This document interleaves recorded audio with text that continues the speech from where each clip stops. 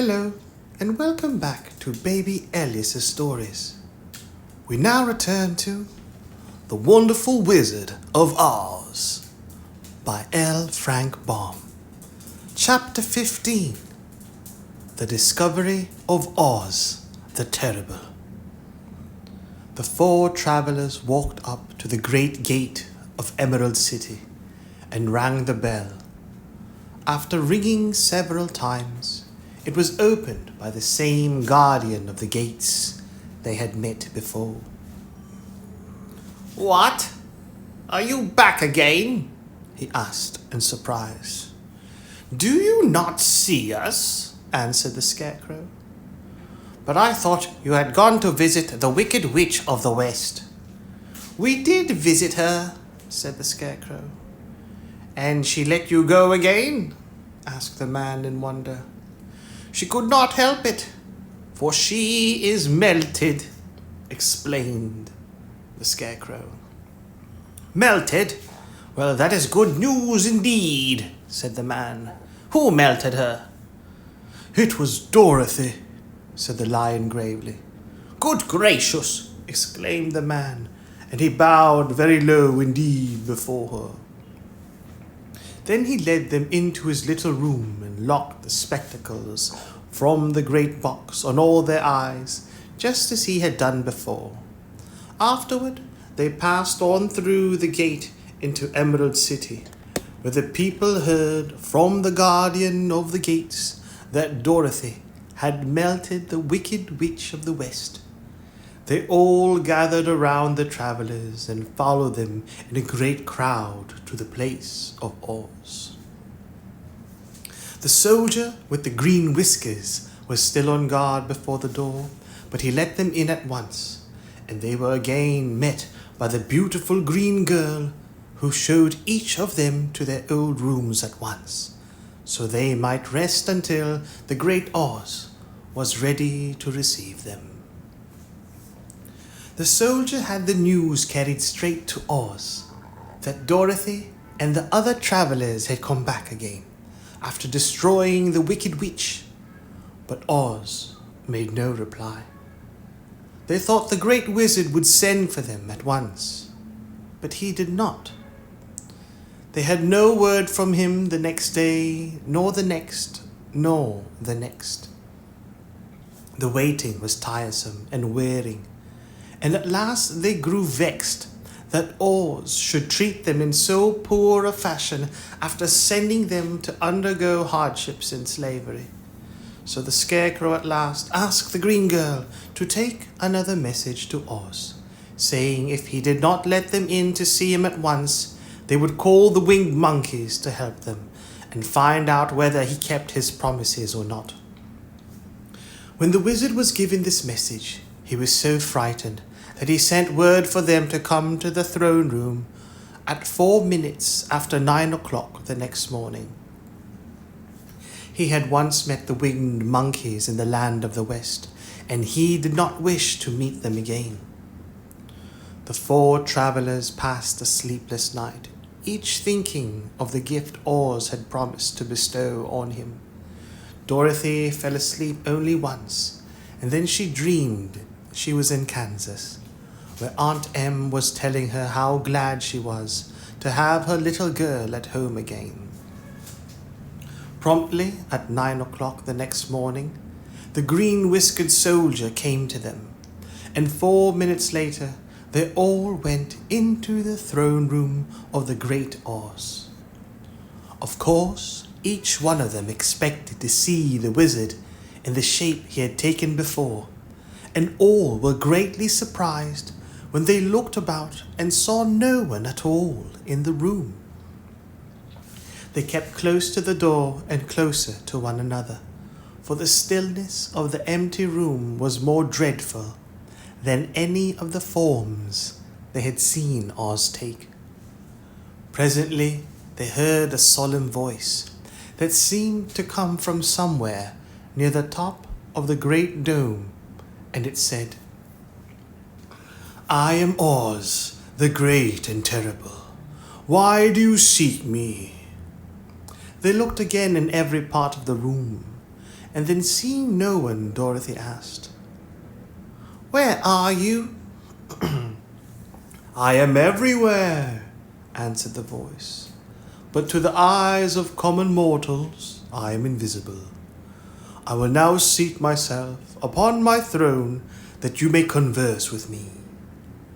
Indeed, the voice seemed just then to come straight from the throne itself. So they walked toward it and stood in a row while Dorothy said, "We have come to claim our promise, O Oz." "What promise?" asked Oz. "You promised to send me back to Kansas when the Wicked Witch was destroyed," said the girl. "And you promised to give me brains," said the Scarecrow. "And you promised to give me a heart," said the Tin Woodman. "And you promised to give me courage," said the Cowardly Lion. "Is the Wicked Witch really destroyed?" asked the voice, and Dorothy thought it trembled a little. "Yes," she answered. "I melted her with a bucket of water." "Dear me," said the voice. "How sudden! Well, come to me tomorrow, for I must have time to think it over." "You've had plenty of time already," said the Tin Woodman angrily. "We shan't wait a day longer," said the Scarecrow. "You must keep your promise to us," exclaimed Dorothy. The lion thought it might be as well to frighten the wizard, so he gave a large, loud roar, which was so fierce and dreadful that Toto jumped away from him in alarm and tipped over the screen that stood in a corner. As it fell with a crash, they looked that way, and the next moment all of them were filled with wonder, for they saw standing in just the spot the screen had hidden a little old man with a bald head and a wrinkled face, who seemed to be as much surprised as they were. The Tin Woodman, raising his axe, rushed toward the little man and cried out, "Who are you?" "I am Oz, the Great and Terrible," said the little man in a trembling voice. "But don't strike me, please don't, and I'll do anything you want me to." Our friends looked at him in surprise and dismay. "I thought Oz was a great head," said Dorothy. "And I thought Oz was a lovely lady," said the Scarecrow. "And I thought Oz was a terrible beast," said the Tin Woodman. "And I thought Oz was a ball of fire," exclaimed the lion. "No, you're all wrong," said the little man meekly. "I have been making believe." "Making believe?" cried Dorothy. "Are you not a great wizard?" "Hush, my dear," he said. "Don't speak so loud, or you will be overheard, and I should be ruined. I'm supposed to be a great wizard." "And aren't you?" she asked. "Not a bit of it, my dear. I'm just a common man." "You're more than that," said the Scarecrow in a grieved tone. "You're a humbug." "Exactly so," declared the little man, rubbing his hands together as if it pleased him. "I am a humbug." "But this is terrible," said the Tin Woodman. "How shall I ever get my heart?" "Or I my courage?" asked the lion. "Or I my brains?" wailed the Scarecrow, wiping the tears from his eyes with his coat sleeve. "My dear friends," said Oz, "I pray you not speak of these little things. Think of me and the terrible trouble I'm in at being found out." "Does anyone else know you're a humbug?" asked Dorothy. "No one knows it but you four and myself," replied Oz. "I have fooled everyone so long that I thought I should never be found out. It was a great mistake my ever letting you into the throne room. Usually I will not see even my subjects, and so they believe I'm something terrible." "But I don't understand," said Dorothy in bewilderment. "How was it that you appeared to me as a great head?"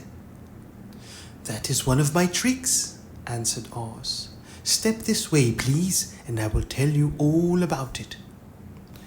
He led the way to a small chamber in the rear of the throne room, and they all followed him.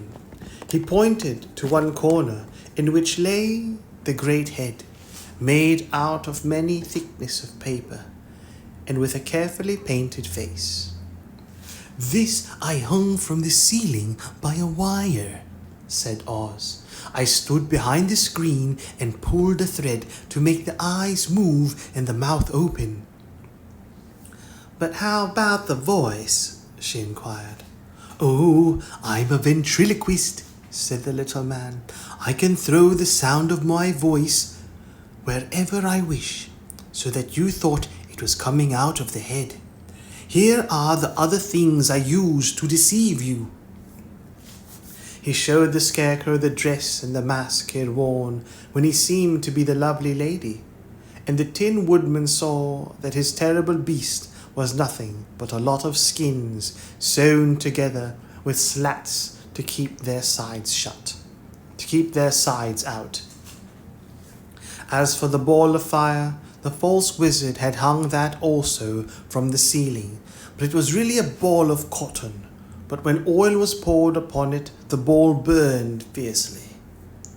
"Really?" said the Scarecrow. "You ought to be ashamed of yourself for being such a humbug."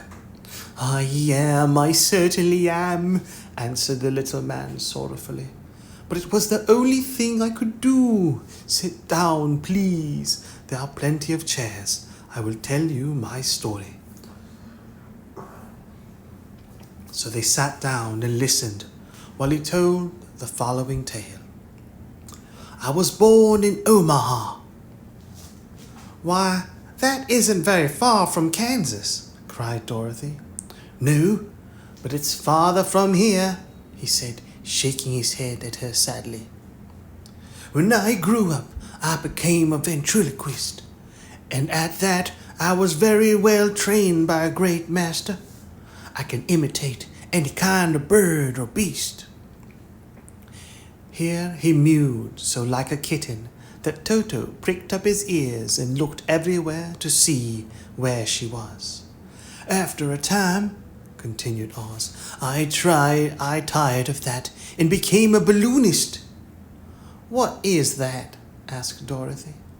"A man who goes up in a balloon on circus day so as to draw a crowd of people together and get them to pay to see the circus," he explained.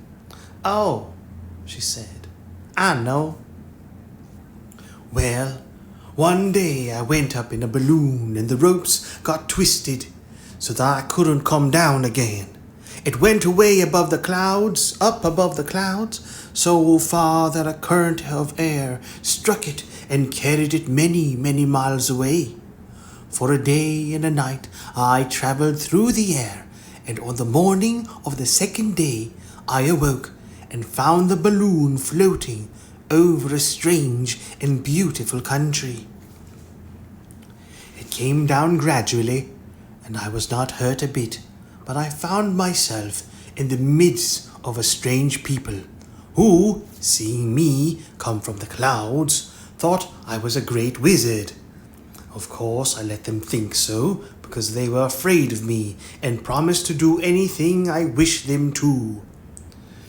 Just to amuse myself and keep the good people busy, I ordered them to build this city and my palace, and they did it all willingly and well. Then I thought, as the country was so green and beautiful, I would call it the Emerald City. And to make the name fit better, I put green spectacles on all the people so that everything they saw was green." "But isn't everything here green?" asked Dorothy.